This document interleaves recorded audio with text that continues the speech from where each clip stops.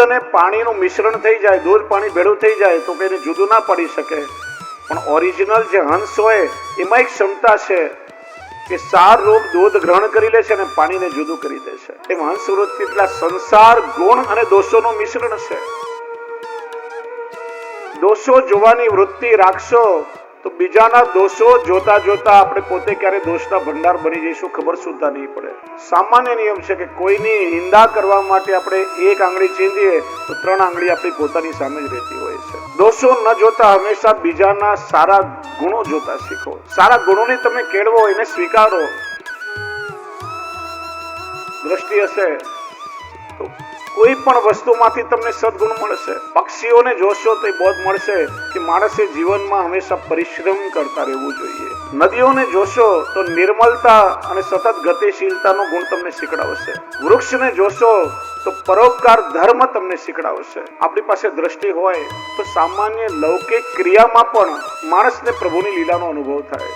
સામાન્ય રીતે ચોપાટ એ જુગાર કહેવાય, સોગટાબાજી. પણ સંત સાહિત્યમાં તમે જો કે સૂરદાસજીએ એ સોગટાબાજી પર કેટલો સુંદર આધ્યાત્મિક પ્રસંગ લખ્યો છે.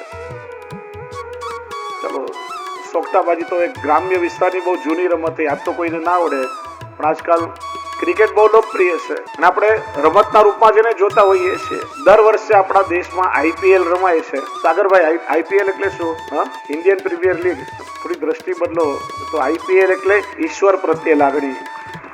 અને ક્રિકેટમાં જેમ બે બેટ્સમેન બેટિંગ કરતા હોય, એક વિકેટ કીપર ઉભો હોય, બોલર દડો ફેંકે, 9 ફિલ્ડરો ફિલ્ડિંગ ભરતા હોય, તો એ શું કે જગતના મેદાનમાં સંસારની પીચ પર આપણે બધા જ જીવનનું ક્રિકેટ રમાવ્યા છીએ. આપણે જ્યારે વિકેટ પર હોઈએ ત્યારે હાથમાં બેટ એ વિવેકનો હોવો જોઈએ. સામે બોલર દડો ફેંકે, બોલર એટલે ભગવાનની માયા અને દડો એટલે અવસર. ક્યારેક ઇન સ્વિંગ બોલ આવે, ક્યારેક આઉટ સ્વિંગ આવે, ક્યારેક ગુગલી બોલ આવે. સુખ દુઃખ જીવનના અવસર છે. પ્રત્યેક અવસરને વિવેકથી સાચવવો જોઈએ. અને વિવેક ચૂકી ગયા તો પાછળ 3 વિકેટ છે, મન બુદ્ધિ ચિત્ત, દાંડી ઉડે ને આપણે ક્લીન બોલ્ડ. અને કદાચ બેટને કટ લાગીને વિકેટ કીપરના હાથમાં જલાય કેચ તો પણ આપણે આઉટ થઈ જઈએ. પ્રત્યેક દડાને એટલે અવસરને વિવેકથી રમવું જોઈએ. સામે રનર છે એ આપણો જીવન સાથી છે, એની સાથે અન્ડરસ્ટેન્ડિંગ સમજણ કેળવવી જોઈએ. જો ગેરસમજ થાય ને કે વિકેટ જાય તો માણસનો સંસાર બગડી જાય. પ્રત્યેક દડાને રમીને આપણે રન બનાવીએ છીએ. જેમ ક્રિકેટનો પુરુષાર્થ રન બનાવવા માટે છે, એમ રન એટલે ભગવાનની કૃપા. એક ભગવદીના જીવનનો પુરુષાર્થ પ્રભુની કૃપાનું સંપાદન કરવા માટે છે. 1, 2 ને 3 રન મળે તો સાધારણ કૃપા, ચોગ્ગો લાગે તો અસાધારણ કૃપા, ને છગ્ગો લાગે તો ઠાકોરજીની મહદ કૃપા. પણ પેલા 9 ફિલ્ડરો છે એ રન નહીં બનાવવા દે, દરેક દડાને રોકશે. તો આ ફિલ્ડરો કોણ? તો કે લેગ સાઈડમાં 5 ફિલ્ડરો છે. પંચપર્વ અવિદ્યાઓ, દેહાધ્યાસ, ઇન્દ્રિયાધ્યાસ, પ્રાણાધ્યાસ, અંતઃકરણાધ્યાસ, સ્વરૂપી સ્મૃતિ. અને ઓફ સાઈડમાં 4 ફિલ્ડરો, અન્યાશ્રય, અસમર્પિત, અસદાલાપ અને દુસ્સંગ. ઠાકોરજીની કૃપા નહીં મેળવવા દે, અટકાવશે તમને. એનાથી બચાવીને રન લેવાના છે. હવે પીચ પર 2 એમ્પાયર હોય, રમતનું નિરીક્ષણ કરી અને પોતાનું જજમેન્ટ આપે. એમ્પાયર એટલે સંતો અને ગુરુજનો, લોક દ્રષ્ટિ, વેદ દ્રષ્ટિ, જે આપણી સંસારની ક્રિયા જોઈ અને પોતાનો નિર્ણય આપે છે. પણ જ્યારે બંને એમ્પાયર પોતાનું જજમેન્ટ આપવા માટે અસમર્થ જણાય ત્યારે 3rd એમ્પાયરનું ડિસિઝન ફાઇનલ ગણવામાં આવે. 3rd એમ્પાયર એટલે ઠાકોરજી પરમાત્મા પોતે, જેમનો નિર્ણય અંતિમ અને અપર હોય. આપણને પ્રશ્ન થાય કે ભગવાન એક્શન રિપ્લે કેમ જોતા હશે? તો કે છે સૂર્ય ચંદ્ર પ્રભુના નેત્ર છે, માનો આ તારાઓ ટીવીના કેમેરા છે, જેનાથી સંસારની પ્રત્યેક ક્રિયાને ભગવાન નિરખી રહ્યા છે. અને ધર્મરાજાનો ચોપડો એ સ્કોર બોર્ડ છે. કોણે શું મેળવ્યું, શું કર્યું, એની સતત નોંધ એમાં થતી હોય છે. આપણા જીવનનું ક્રિકેટ છે. અને પ્રથમ દિવસે ભાઈ શ્રી જગદીશ ત્રિવેદી આવ્યા, તમારા પરમ મિત્ર છે. એકવાર એમની આ ક્રિકેટ પર મેં કવિતા સાંભળી હતી, મને યાદ રહી ગઈ છે, સ્પર્શી ગઈ. કે કેટલું સુંદર એમણે અધ્યાત્મનું ક્રિકેટ સમજાવ્યું છે. બહુ સુંદર શબ્દો છે એમના. જગત મેદાન છે મોટું ને જીવન ક્રિકેટ છે. ઘણા છે રનજુ બાકી ને છેલ્લી વિકેટ છે. ખેલ જો જીવન તો રમજો ખેલ દિલીથી, કરે ભૂલ કોઈ સાથી તો સહેજો સ્નેહ દિલીથી. વિજય છે સત્યનો સમજી વિચરજો નેક દિલીથી. મનુષ્ય અવતાર મૃત્યુલોક થી છૂટવાનો ગેટ છે, જગત મેદાન છે મોટું ને જીવન ક્રિકેટ છે. શું કુબેરો શું સિકંદર આઉટ થવાના એક દી, અને સમય આવે પીચ પરથી સૌ જવાના એક દી. આ પ્રાણનું પરબેડિયું થાશે રવાના એક દી. અણનમ ઉભો અહમથી 10 વિકેટ જાય તો 11મો નોટ આઉટ ખેલાડી એને પેવિલિયનમાં જવું પડે. અણનમ ઉભો અહમથી એને ગુમાવી વિકેટ છે. જગત મેદાન છે મોટું ને જીવન ક્રિકેટ છે. વેલ પ્લેડ હોય શરૂઆત રમતની, પણ અંત તો હાવ ઇઝ ધેટ છે. સનરાઈઝ હોય ભલે સવાર, પણ સાંજ તો સનસેટ છે. કાળ છે દડો વજ્રનો અને માટીની હેલ્મેટ છે. લાખ ઉધામો કર્યા જીવ, પણ સૌની નક્કી ડેટ છે. જગત મેદાન છે મોટું ને જીવન ક્રિકેટ છે. છેલ્લા શબ્દો બહુ સુંદર છે, થોડાક શબ્દો ભૂલાઈ પણ ગયા છે. ઈશ્વર હોય એમ્પાયર ત્યાં, મારું તારું ભૂલીશ તો. ખુલજે સૌને સુવાસ દેવા, ખરા અર્થમાં ખુલીશ તો. રહી વફાદાર જીવન રમતને, જીવતરના ઝૂલે ઝૂલીશ તો એમ્પાયર પણ કહી ઉઠશે કે વાહ કેવું સરસ ક્રિકેટ છે. જગત મેદાન છે મોટું ને જીવન ક્રિકેટ છે. આ દ્રષ્ટિનું કારણ છે. ભગવાન શ્રી કૃષ્ણ કહે છે ઉદ્ધવજીને, આ જગતમાંથી સારી વસ્તુઓ શોધો, સારા વીણો, તમે ખરાબ વસ્તુને બાજુ પર મૂકો, છોડી દો. દત્તાત્રેયજીના 24 આદર્શ ગુરુઓની કથા કહી છે.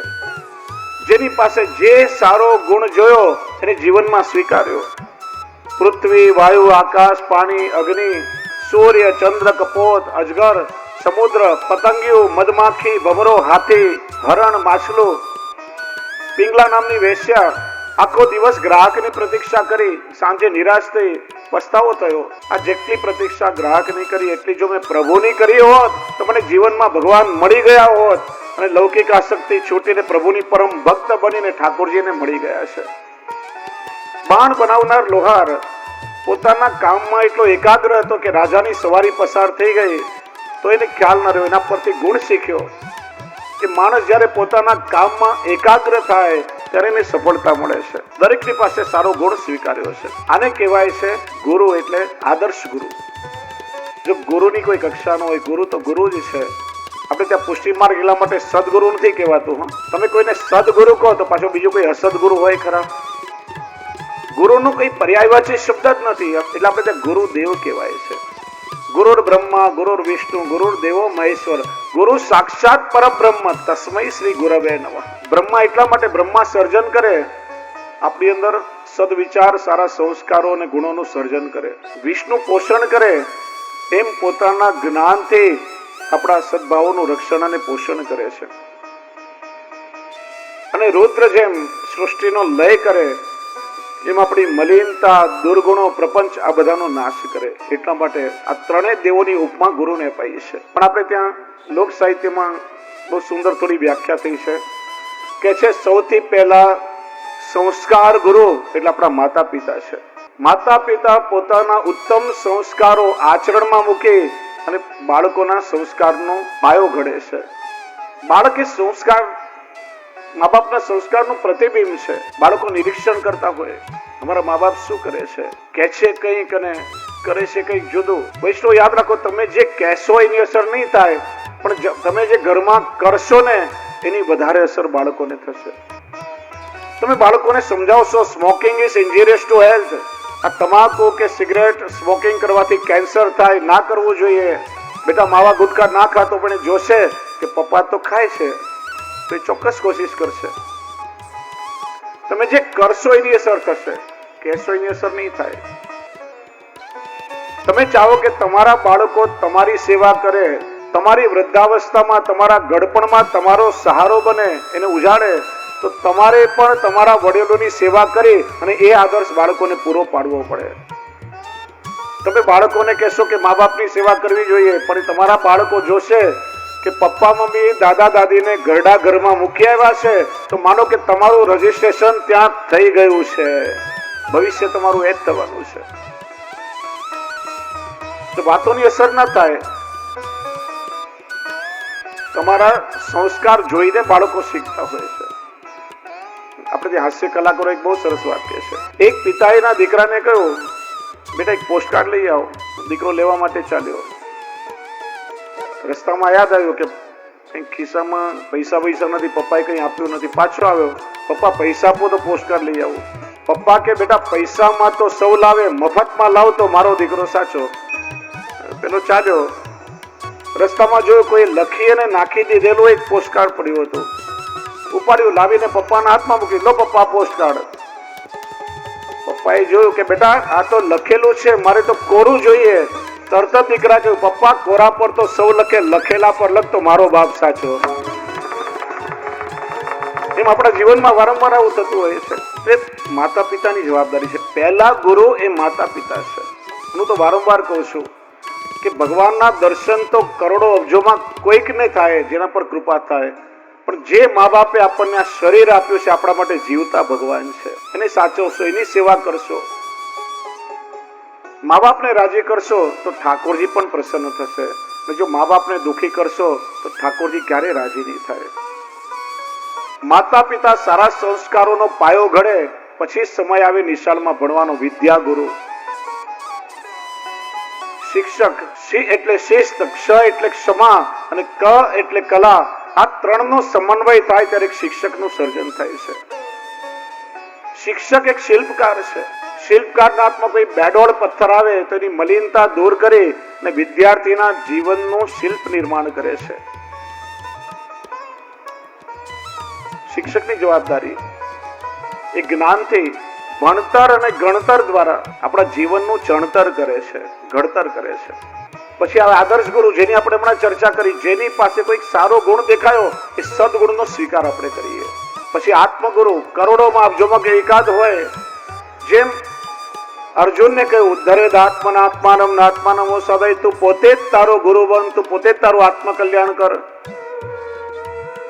પણ બધા ન કરી શકે. છેવટે ભગવાને અર્જુનને કેવો પડ્યો, સર્વ ધર્માન પરિત્યજ્ય મામેકમ શરણમ વ્રજ, અહં ત્વામ સર્વ પાપેભ્યો મોક્ષયિષ્યામિ મા શુચ. એ બધા જ વર્ણાશ્રમ ધર્મનો આશ્રય છોડી તું મારા એકના શરણમાં આવ, હું તારો ઉદ્ધાર કરીશ. અને અર્જુન શ્રી કૃષ્ણના શરણમાં આવ્યો, બિન શરતી શરણાગતિ સ્વીકારી. કૃષ્ણ અત્યાર સુધી તમને માત્ર મારા મિત્ર કે સખા માનતો હતો, પણ હવે તમે મારા ગુરુ પણ છો.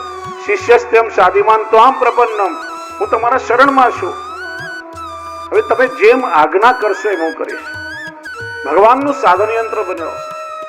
પછી જેનું પૌરુષત્વ પાછું મળ્યું અને યુદ્ધમાં એનો વિજય થયો છે. એટલા માટે ગુરુની સૌથી મોટી જવાબદારી છે. ગુરુ એ જીવાત્માને પરમાત્મા સુધી પહોંચાડે છે. અને પરમાત્માનું સ્મરણ થતા જ સ્વામી પરમાત્માનંદજીનું આગમન થયું. તાલીઓથી ભાવથી કરો સ્વાગત કરીએ. અહીં રાજકોટમાં જ મુંજકા આર્ષ વિદ્યા મંદિર, જેમનું સંચાલન પોતે કરી રહ્યા છે. હિન્દુ આચાર્ય ધર્મ સભાના સંયોજક અને મહામંત્રી પોતે છે, મારા પરમ આત્મીય છે. અને ટૂંકો પરિચય આપો તો હિન્દુ આચાર્ય ધર્મ સભા આપણા તમામ સનાતન ધર્માવલંબીઓનો એક સૌથી મોટો આધાર કહી શકાય. 200 વર્ષથી જૂના જેટલા સંપ્રદાય, મઠ, પરંપરાઓ, ફિરકાઓ છે, એમના આચાર્યો કે મઠાધીશો એ આચાર્ય ધર્મ સભાના સભ્ય છે. હું પણ એનો મેમ્બર છું. અને સનાતન હિન્દુ ધર્મ પર થઈ રહેલા આક્ષેપો, અતિક્રમણો કે જે પણ બાહ્ય આક્રમણો થઈ રહ્યા છે એના વિરુદ્ધમાં જે ઘણીવાર સરકાર સાથે કે અન્ય દેશોમાં, કદાચ આપને ખ્યાલ હશે કે અમેરિકાની કેલિફોર્નિયા યુનિવર્સિટીએ હિન્દુ ધર્મના એન્સાઇક્લોપીડિયોમાં મન ફાવે તેવી વાતો લખી હતી. ત્યારે એના પર કેસ કરીને આખો એમનો જે ભણવાનો ક્રમ છે ચેન્જ કરાવી અને સુધરાવ્યો. એટલે હિન્દુ આચાર્ય ધર્મ સભા બેકગ્રાઉન્ડમાં રહીને આપણા તમામ હિન્દુઓના રક્ષણ માટે, ધર્મની રક્ષા માટે ભગીરથ કાર્ય કરી રહી છે. તો એના સંયોજક અને મહામંત્રી સ્વામી પરમાનંદ સરસ્વતી. બોલો શ્રી વલ્લભાધીશ કી